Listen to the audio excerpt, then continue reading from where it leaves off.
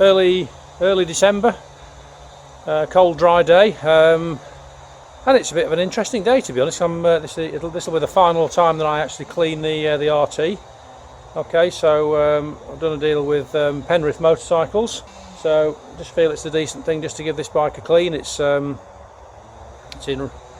very clean condition anyway. I gave it a really good spring clean during the time that I was unable to ride, so it was absolutely pristine at that stage. Just taken it out 2 or 3 times since then, so I just want to give it the once over, really, just to sort of hand it over in a nice clean and tidy state. So it's the end of the first chapter, really.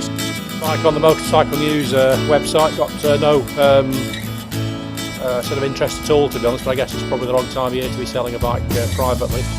And actually this bike, this 1200 was actually would have been the cheapest RT in the country, actually, so one careful owner as well. But anyway, so I've decided to trade it in. Just it's the easy thing to do, but it's my lovely RT. Got me back to the bike, big old bus.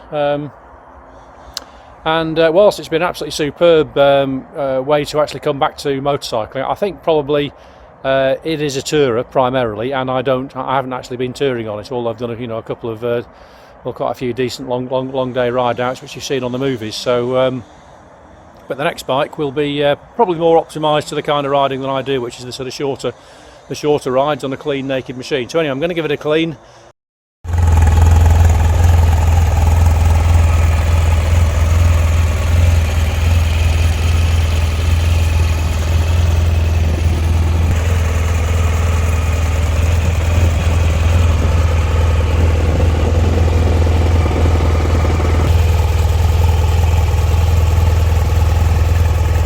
Finally the decision is made, so it came down to a number of factors, really. I was looking for a bike that was agile, that was going to be lighter, maybe might save me a little bit of money as well. That was going to be a possibility, and just something with a new sort of sense of adventure.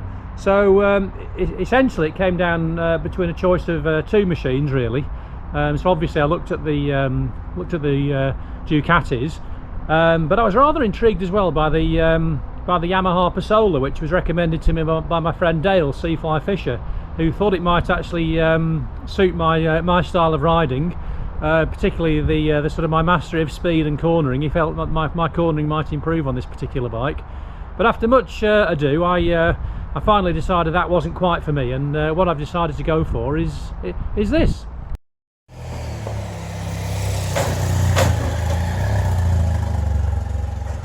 Well, there she goes. Goodbye BMW, hello Ducati. So, welcome to the new ride. It's a 2016 plate Ducati Monster R.